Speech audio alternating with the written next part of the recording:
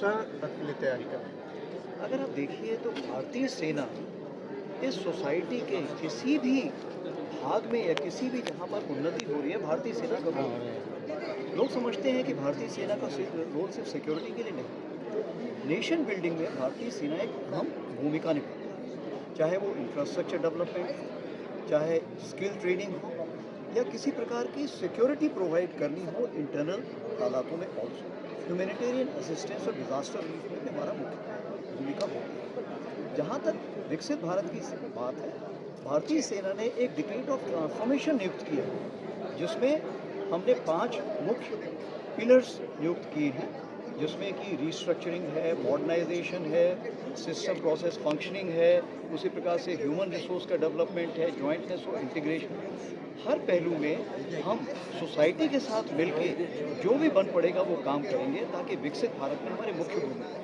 उदाहरण के तौर पर आप देखिए, जैसे हम बात करते हैं मिशन ओलंपिक 2036, अभी आप देखेंगे नेशनल गेम्स खत्म हुए, किसने सबसे ज़्यादा पदक जीते हैं? आप देखेंगे स्पोर्ट्स सर्विसेज कंट्रोल बोर्ड ने सबसे ज़्यादा पदक जीते हैं। तो कोई भी ऐसी पहल अगर भारत करेगा तो उसमें भारतीय सेना अहम भूमिका निभाएगी। Sir, the Prime Minister Narendra Modi has just returned from USA, and while he was talking to President Donald Trump, and you must have seen the joint statement. What is your reaction about the defense aspect of the agreements and negotiations? So what I've heard, the statement which has been given out by the Foreign Secretary, it's a very encouraging step which has been taken. I can see that the 10-year plan has been proposed, and a lot of technology which will come to India, and we will be able to carry out the co-production. When you carry out a co-production, then what helps that we get Atmanirbharta, which is our main aim, it gets a major boost. The capability and the caliber of Indian Army will also get a major boost. Besides this, the defense exports as looked for by India, that will also gain importance. Thank you, sir. Thank you so much. Thank you. Thank you.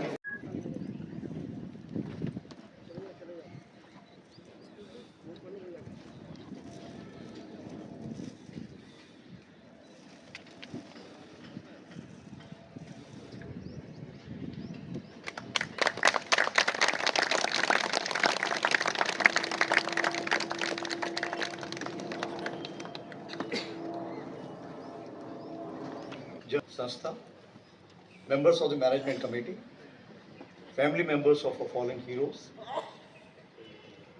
General and the serving fraternity, including our brethren from police, school children, ably led by the APS principal and teachers,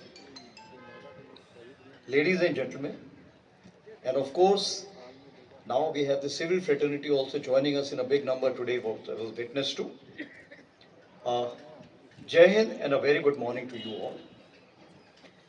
I was checking from my staff, knowing General Bakshi sir, so they were negotiating with General Bakshi sir only this time that Chief should also be able to get some time to speak. So, thank you for that, sir. And it was a great coming to this place. One has been coming here earlier. But what is more important is the design which I have seen. And when I got commissioned, I went to the center, and as you are aware, General Bakshi was the center commandant. So one has been seeing him from so many days, and it was great to see the same design what I saw in the center. It's great to see it here. So it's a great feeling of belongingness, if I can say that. And a great feeling again because you have lot many mentors here, veterans of course. But what is important, they are mentors, they are colleagues, and there are so many people with whom we have served together earlier. So it's a profound honor for me to stand before this illustrious gathering today on the occasion of annual wreath laying at Noida Shaheed Smarak, a place that embodies the sacrifice and valor of our brave soldiers who have selflessly laid down their lives for our nation. I pay my highest tributes to our heroes from all the 3 services who have made the ultimate sacrifice in the service of the nation, keeping with the revered traditions of the Indian Armed Forces. To the families of the martyrs who are present here today, we extend our deepest gratitude and heartfelt acknowledgement. Your sacrifices are immeasurable, your strength is admirable and imbibable. Therefore, it's our solemn duty to ensure that their sacrifices are honored, not just in words but through our actions. Your well-being is our sacred duty. And what better place to reiterate this sentiment than the solemn Noda Shahid Smarak, which remains a testimony to the tri-service ethos of the armed forces since it was conceived, constructed, and consecrated by our veterans from the three services with active support from the civil society at large. My heartfelt gratitude to the Noida Shahid Smarak Sanstha for their commitment in maintaining this unique monument, which exemplifies the sacred covenant between our gallant soldiers and the countrymen they protect. The support of the civil administration and the dignitaries present here is a well acknowledged and a deeply appreciated aspect. To our community of veterans present here, your leadership and dedication have shaped the path to our freedom and security. So while the current generation can never really pay you back for your contributions, your well-being shall remain our sacred responsibility. I look at the army as an approximately 1.3 crore strong family that includes 12 lakh serving soldiers, a conservative figure of 24 lakh dependents, 24 lakh registered veterans, 7 lakh registered Veer Naris and widows, 28 lakh registered dependents of veterans, and another 28 lakh non-dependents of serving soldiers but who are staying together. That is, serving soldiers and veterans. And today, after coming here, I have realized, no, it's not only 1.3 crore. What I have seen, the civilian contribution to this fraternity, I think the number is going to go much larger. Because it may be 12 lakh serving, but the kind of connections which are being made and inroads which is being made in the society is much more. So today I may call it 1% of the Indian population, but the way it seems, I think it may become 100% in one day, because the awareness of the security forces and their sacrifice and valor has to come through you, which has to reach to each and every society, including the highest seat of this place, that is the Parliament. As I often emphasize, welfare of veterans and supporting nation-building initiatives are two of my KRAs or Indian Army KRAs or even the Armed Forces KRAs. These objectives are derived from the belief that veterans have a right to recognition from the Army and from the nation, and a right to responsibility towards the Army and towards the nation. Several measures have been undertaken to support the veterans. Over the last 1 year, financial assistance of approximately 60 crores have been extended to nearly 12,000 beneficiaries, and focused skill development programs have empowered nearly 28,000 retirees for dignified second careers. There's a long list, and I would not like to cover those aspects here. But to strengthen the outreach of the ECHS, firstly a lady walked up to me and she said, यहाँ पे तो कुछ हो नहीं रहा है क्योंकि वो आपने promise तो किया है but construction शुरू नहीं हुआ है. So I just want to assure you that construction of 23 new polyclinics has already been approved. Upgradation of 50 polyclinics, an increase in authorization of manpower has also been sanctioned in November 2024. Even if I can say the remunerations also being looked at. I think with the new budget, I do not want to declassify because that will something come in the media. But the new budget which is being given, I feel this scheme which will be very well stabilized in the coming year. We are very hopeful for that. However, we also have to see that some sectors the expenditure for the same number is much more, some sector is very less, and the government keeps asking us why. And that is where we have to play our role by self-control and self-monitoring. I leave it at that for the time being. Sectors the expenditure for the same number is much more, some sector is very less, and the government keeps asking us why. And that is where we have to play our role by self-control and self-monitoring. I leave it at that for the time being. Teething challenges is PERSH are being addressed expeditiously through a committee directly under Defence Secretary which carries out a review every month where the CGDA, AG and everybody sits together. Launch of Project Naman in August 2024. You all are well aware of it.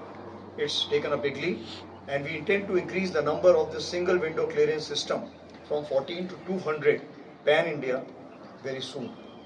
I wish to assure you that we shall continue to augment welfare initiatives and reach out to our extended family members to address their grievances and necessities and aspirations.